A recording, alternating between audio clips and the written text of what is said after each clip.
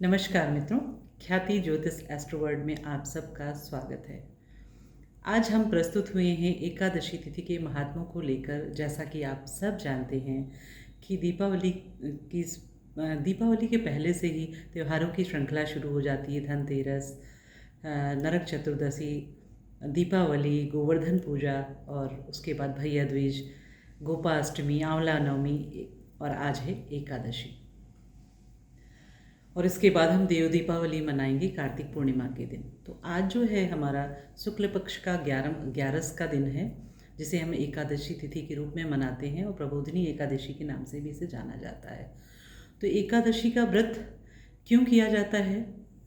ऐसी मान्यता है कि भगवान विष्णु 4 महीने के लिए, जब जून की एकादशी तिथि आती है तो उसमें देवसैनी एकादशी के नाम से उसे हम जानते हैं, उस समय योग निद्रा में लीन हो जाते हैं और उसके बाद वो देव उठनी एकादशी या प्रबोधिनी एकादशी के दिन उनका पुनः वो योग निद्रा से जागते हैं और उस समय शुभता का संसार पूरी दुनिया में होता है और सारे मांगलिक कार्यों का आरंभ भी हो जाता है, जैसे मुंडन, विवाह, शादी वगैरह वगैरह।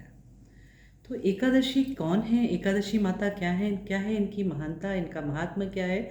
आज मैं इसी बारे में आपसे चर्चा करूंगी, क्योंकि आज है ये देवोत्थानी एकादशी का पावन दिन और चर्चा करती हूँ आपसे इसी के ऊपर।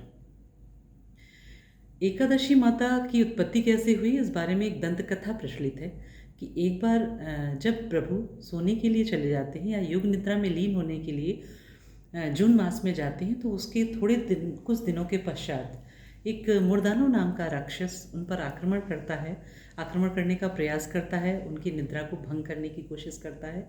उसी समय प्रभु विष्णु जी के सेंस से 11वीं इंद्री से उनके एक सुंदर स्त्री की उत्पत्ति होती है और उस स्त्री को देखकर मुर्दानो उन पर मोहित हो जाता है। और जब मुर्दानो उन पर मोहित हो जाता है तो वो उसके सामने शादी का प्रस्ताव रखता है। तो वो सुंदर स्त्री कहती हैं कि यदि तुम मुझे युद्ध में हरा दोगे तो मैं ज़रूर तुमसे विवाह करूंगी। उसकी इस प्रकार की बात को सुनकर मुर्दानो उनके सामने कहता है, तुमसे युद्ध कौन करेगा? तुम इतनी सुंदर स्त्री हो, तुम विवाह करके चलो मेरे साथ, सारे सांसारिक भोगों का भोग करो। तो कहती है, नहीं, विवाह करूंगी, लेकिन आप पहले मुझसे युद्ध करिए, उसके बाद। तो युद्ध के दौरान उस महामाया सुंदर स्त्री के द्वारा वो मारा जाता है, मुर्दानो नाम का राक्षस।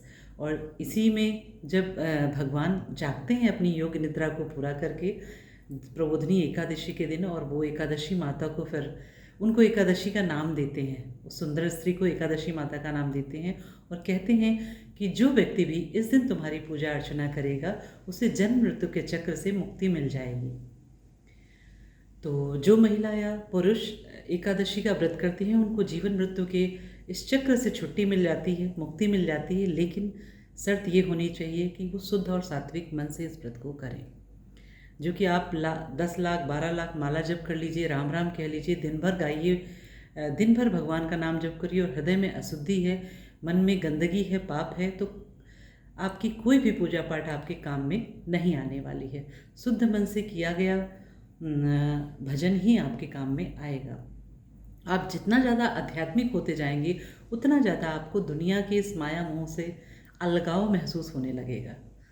आपको सभी चीज़ें वर्चुअली दिखने लगेंगी कि क्या है सच और हमें किस पथ पर ज़्यादा आगे बढ़ना चाहिए।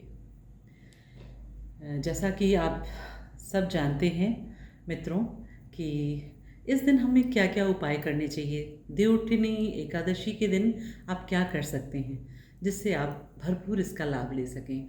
तो आप इस दिन दान के रूप में पीली चने की दाल, केले इसका दान कर सकते हैं, किसी गरीब ब्राह्मण को भोजन करा सकते हैं और मन को शुद्ध सात्विक रख के, चाहे तो बिना जल का, और या फिर जल से यदि आप रह सकते हैं तो बिना जल के रहें, नहीं तो अन्यथा जल और सात्विक भोजन आप ग्रहण कर सकते हैं।